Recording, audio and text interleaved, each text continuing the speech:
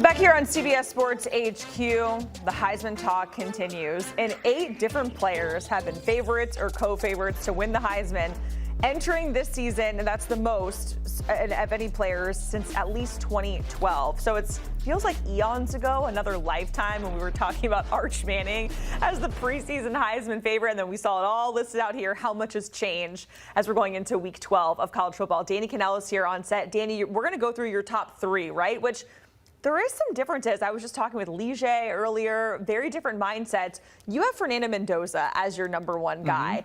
And I'm curious, is that final drive at Penn State, which led to arguably the greatest catch of the season, right, is that his Heisman moment, or is there still more to come that is contributing to him being your number 1? So I think without question that was his Heisman moment to date. Now, I don't know if Indiana fans want to have that type of situation arise again. They would love to see what Fernando Mendoza has been doing throughout most of the season, which is completely dominate, like throw 4 or 5 touchdowns and have a 20 or a 30-point victory.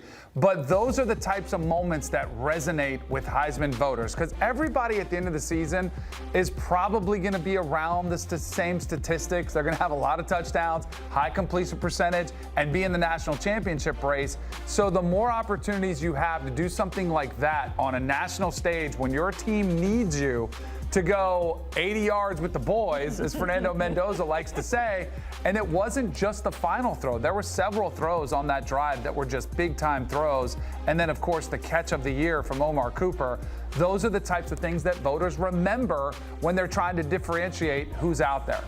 And obviously the whiteout, the Penn State environment is very, very intense, and it's on a national stage, to your point. But what do you have to say to the folks that are saying, you're Indiana, you never should have been in that situation in the first place, you know, going up against an opponent like Penn State, which is a very different team than we expected? Right. I mean, I think that's more about Indiana's, resume, and if you were looking at how they should be ranked by the committee, how do they view that? But from a Heisman perspective, I saw a player who was getting hit all day long, and you're only one player on a team, and if your offensive line is struggling as much as Indiana's line was struggling in that moment, it's not really your fault. And so he didn't make the big turnover, because I do think, and it's interesting how things were unfolding during that game, because I bet if you watched Heisman odds through 3 quarters, Fernando Mendoza probably dropped to 4 or 5 in the race. But due to one drive, he's able to pull himself back to potentially the top candidate. In my series, that's where I have as number 1. But I do think that's what great players do. When the chips are against you, even no matter if you're supposed to be a favorite, when all the chips are against you and nobody thinks you have a chance and you do something like that, that to me shows the sign of a true winner. Okay, so Fernando Mendoza is number 1. Number 2, you have Julian Sayin, who maybe isn't putting up the craziest stats, but he has a certain opportunity that I don't know that these other teams do, and going up against a rival like Michigan, where it is so volatile. And Ohio State has lost to Michigan for the past, 4 seasons? Yeah. So if he is able to get this win finally break that streak, what would that do for him? Would that potentially push him up? For sure. Because what more can you do? Because they've been close to perfect all season long. That's why he hasn't had a Heisman moment, because he's usually out of the game in the 4th quarter. He's sitting over on the bench while they're nursing a lead, and you don't want to risk him to injury. I think there's a couple things that really impress me about Julian Sayin. One is the completion percentage, which is off the charts. We're going to see him challenge the all-time completion percentage, which was just set. Guys keep breaking this. Mac Jones and Bo Nix both at 77.4.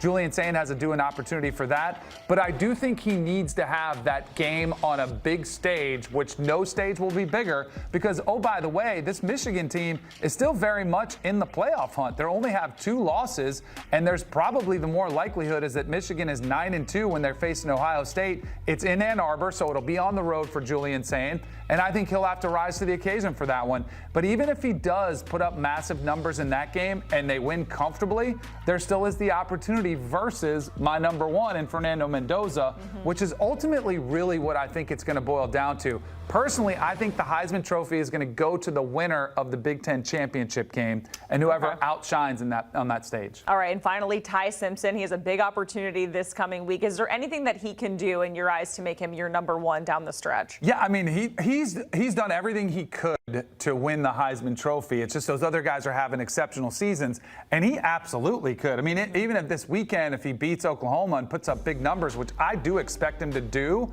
then I think he'll be there, right in the mix.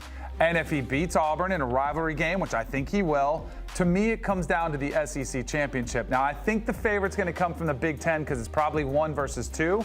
But Bama could have 4 versus 3 in a game against an undefeated Texas A&M game, which if he beats them, then it's going to be one of the tightest Heisman Trophy races we've seen because it's going to be really hard to pry the thing away from Ty Simpson. He's got multiple Heisman moments and Heisman-type games. Think about going on the road to Georgia in Athens and having a big game there. The one thing he's got going against him, but it's so far in the rear view, is the game against Florida State was not his best, but it's so far in week 1, nobody even remembers it. But he's still very much alive. Yeah, and Chip Patterson, we've had conversations about Heisman voters maybe respecting the fact that he's been there and stayed there and waited for his turn, which is something that's kind of an anomaly this day and age in college football. Danny, we appreciate it going through your top 3 Heisman Trophy candidates, and as we already discussed, it changes very frequently, so we'll see what happens down the stretch. You can hear Danny Kanell on the Cover 3 podcast with the guys. You can download, follow, listen, all the things wherever you find your favorite podcasts.